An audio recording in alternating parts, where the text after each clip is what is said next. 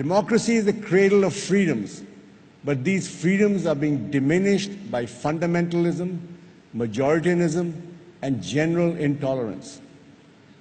It's the rise of illiberal democracies, a kind of lumpenized democracy, if you will. Look at what's happening in our own country. Movies are banned without being seen. People are killed for storing the wrong kind of meat or for transporting an animal. History is being rewritten to demean national treasures, while roads are being renamed because they glorify evil empires. And statues are being brought down because they are identified with another ideology. The media is constantly threatened with violence by all kinds of groups. We have become a republic of the offended, just waiting for someone to affront us and make a cause célèbre out of it. When there's silence or inaction, bigotry gets emboldened. Reasoned debate is descending into cacophony, even in Parliament. And I'm sure Mrs. Gandhi has something to say about this, and I look forward to that. In the highest temple of justice, the Supreme Court, judges are openly squabbling with each other. Bureaucrats and law enforcement officers are being assaulted by politicians. And the bureaucracy seems to exist to serve itself and not the people. When all this happens, you know democracy is in peril. And if I say democracy is in peril, the nation is in peril, as India can only be governed as a democracy. The third paradox is the rise of the maximum leader. One would think under a strong leader, society would be more unified, we would all have a far more peaceful existence. The opposite has happened. Societies are far more riven with strife than they were before. America is a case in point. Here's a country torn apart ideologically with no middle ground. The result is constant friction and perennial conflict. Tomorrow night, we have Mrs. Hillary Rodham Clinton to put this all in perspective. There's no better person than her. She has seen and participated in American politics for over 4 decades, up close and personal. India, too, has become a far more divided society. It has seen the rise of identity politics, whether of caste or religion or even region. India is a pluralistic society, and that, I believe, today is being undermined. Minorities feel threatened. Even Hindus are now being questioned about what kind of Hindu are you?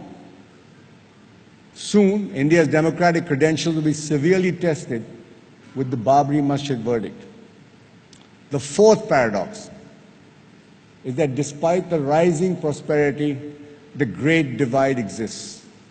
While countries have become more prosperous with economic growth spurred by globalization and innovation, the rich have got richer and the poor poorer. Inequalities have grown across the world, and India is one of the countries where inequality is the highest. The top 1% owns 58% of the wealth in this country. And more importantly, it also captures 70% of the new wealth created. With widespread farmer distress and pervasive joblessness, this is a time bomb ticking in our backyard. And the alienated will only be enraged further when they see banks being looted by the rich with impunity. Prime Minister Narendra Modi has understood this well. Many of his schemes launched by him are targeting this paradox. The challenge, of course, is to have equity with growth while not punishing the wealth creators. Yet the oft-repeated question of India, are we heading from a demographic disaster or are we going to reap a demographic dividend, still hangs in the balance. You'll hear much about this, about banks and this in the conclave. The fifth and final paradox is the rise of global digital giants. They have great power, but no accountability. They have changed our lives for the better, but at a cost. Privacy is a thing of the past. They know everything about us and are free to use it any way they want. Their empires know no borders as they conquer the human mind across the world. They are the new gatekeepers to the flow of information, interaction, and entertainment.